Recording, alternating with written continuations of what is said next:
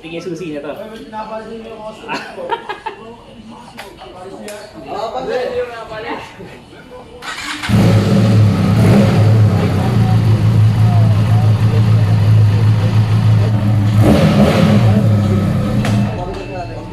Serious stand.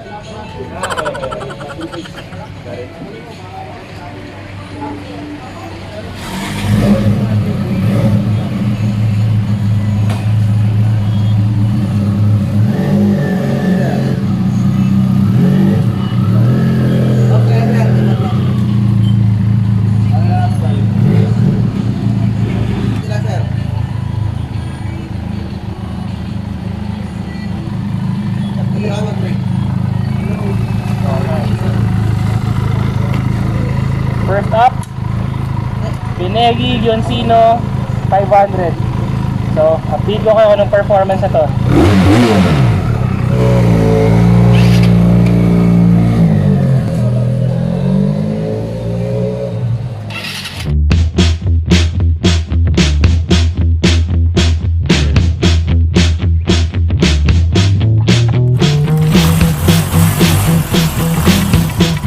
Ayan mga brother, so Benelli na motorcycles, it was first established noong 1911.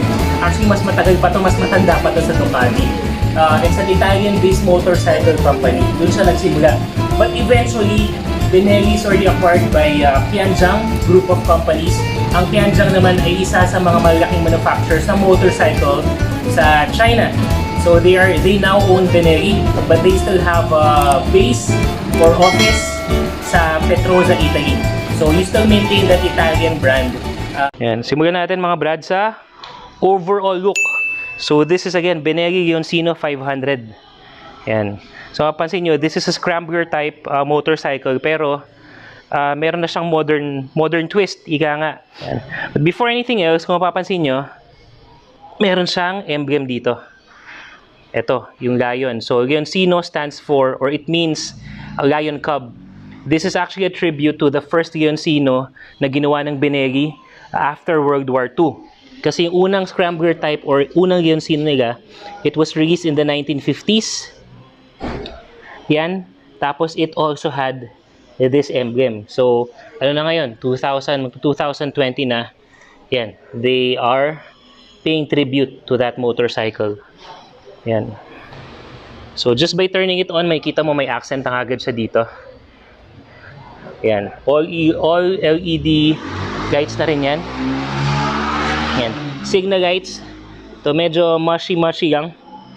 So, I wouldn't recommend na masasagi yan.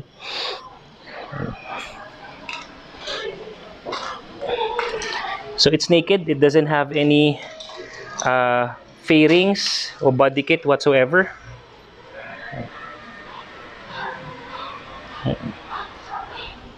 And then, ito astig to.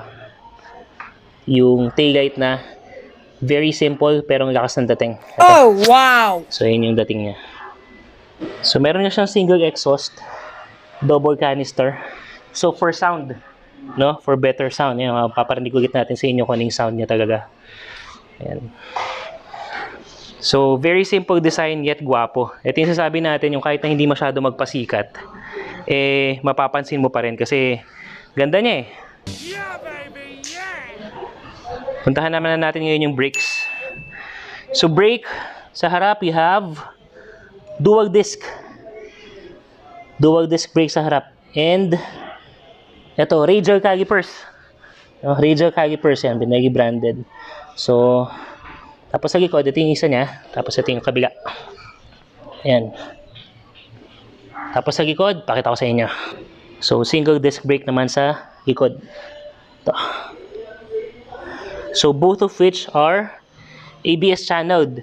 Pero, specifically for Leoncino, for the brakes, pwede mo siyang i-disengage. Ito. So, kung ayaw mo naka-activate yung ABS, press mo lang yan. And then, you will have an indicator here. Mamaya, di-discuss natin yung sa dashboard na to. Yan. So, pag naka-light up lang siya, ibig sabihin, naka-on yung ABS mo. Suspension sa harap, inverted. Yan, inverted fork na siya.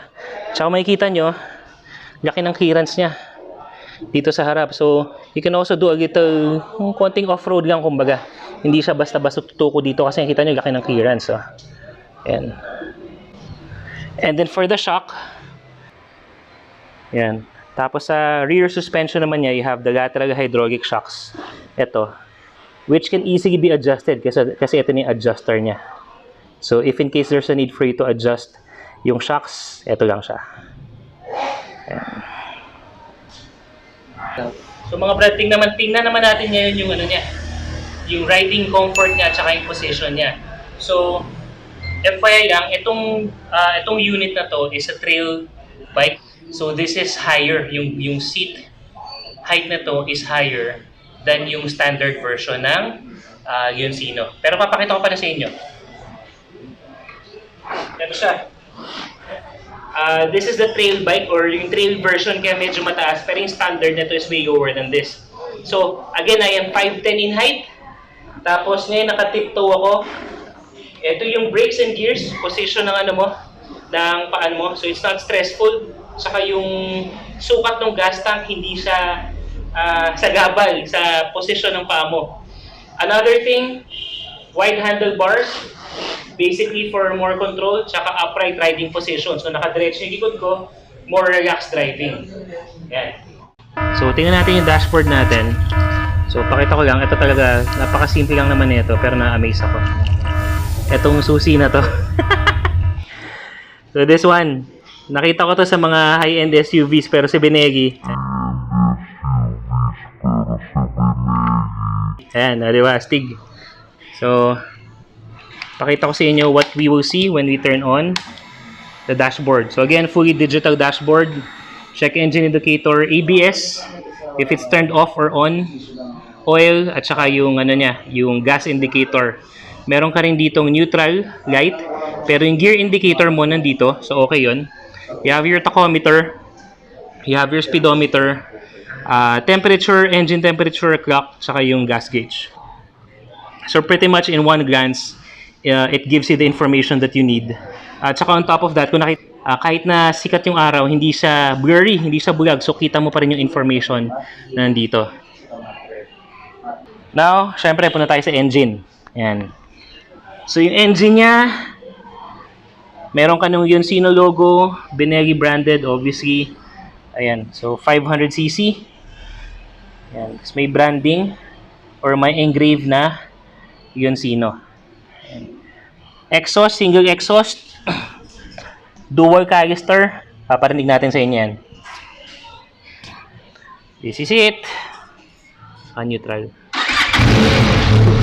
Gumayon ako. That's the sound of a Benelli. Teka, parinig ko sa inyo.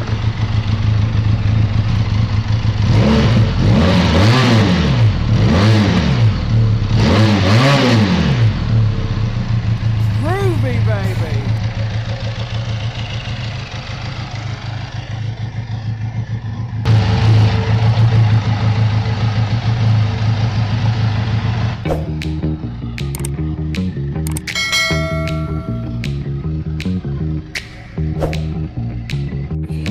Sige, susi niya to.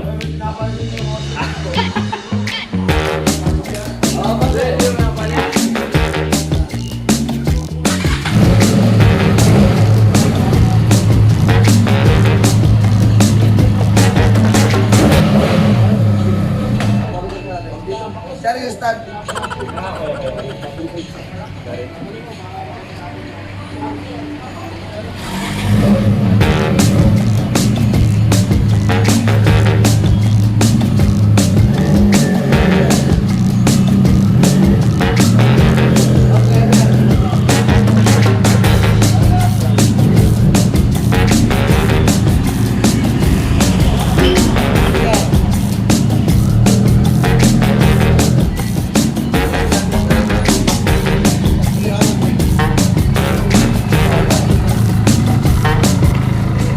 First up, Benelli Leoncino 500. So, update ko kayo ng performance na to.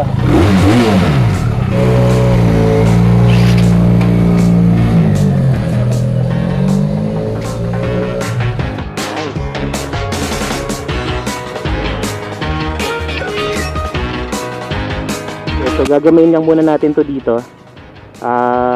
Because it's my first time riding a big bike. So we have to be careful. Ayan, so ikot tayo.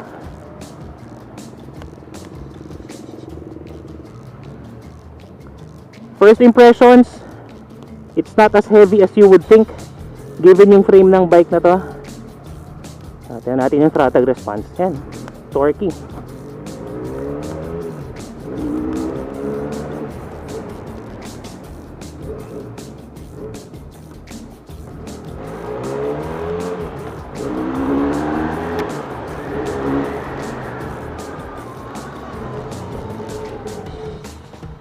Iba-iba yung response niya. Pero hindi siya overwhelming in such a manner na dadagahin ka. So kahit na yung biglang ano mo, yung biglang throttle mo, hindi siya nagwiwili. So nakakatulong yung medyo mahabang wheelbase niya to keep the bike more stable, especially for beginner. Ako matagal na ako nagmumotor pero first time in riding this bike. So okay yun.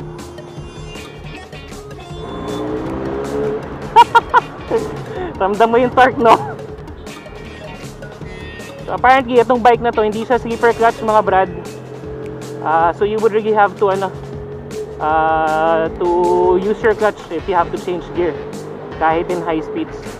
Yun siguro yung feedback ko, medyo maganit or medyo hindi ganun ka-soft yung clutch na to.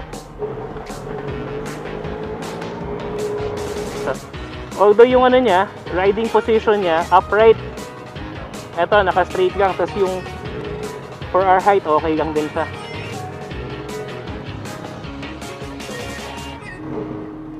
So ito yung ano niya, classic look yung gauge niya, pero everything is digitized na. So you have your tachometer, you have your gear indicator, nandito siya. So kapag nag-shift ng gear, makikita mo siya dito. And then you have your speedometer. Siguro I also want to take note, ano ngayon eh, tanghaling tapat ngayon eh. So even if tanghaling tapat siya, yung gauge niya very visible. Ayan, so hindi siya siyaw, hindi siya blurry or what. And then you have your usual trip A, trip B. And then yung total odometer mo, gas gauge, temperature, engine temperature, tsaka yung clock.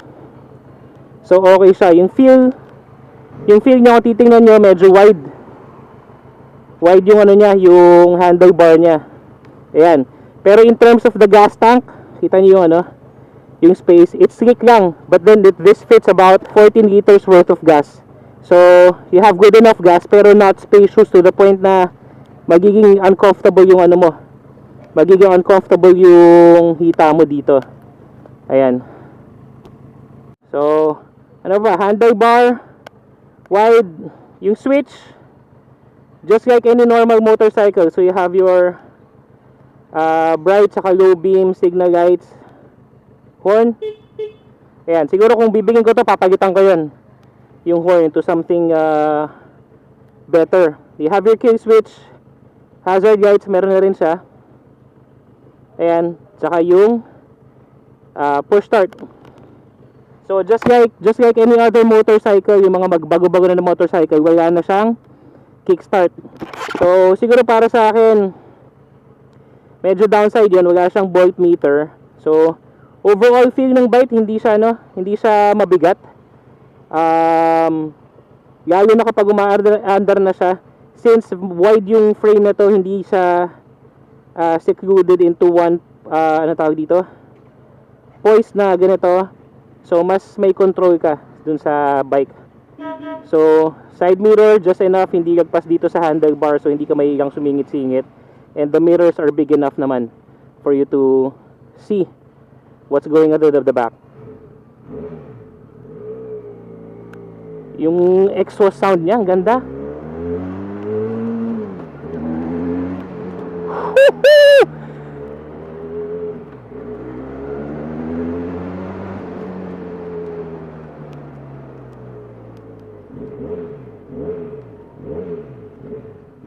Just the sound is worth buying.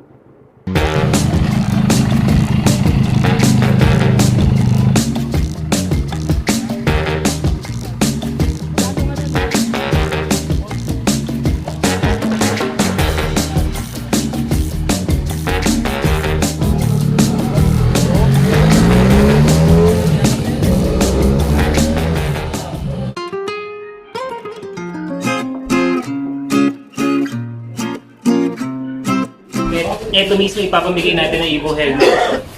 So this is GSX 3000 Patriot Edition. So yan, papaliwanag natin paano nyo makukuha itong mga items na to.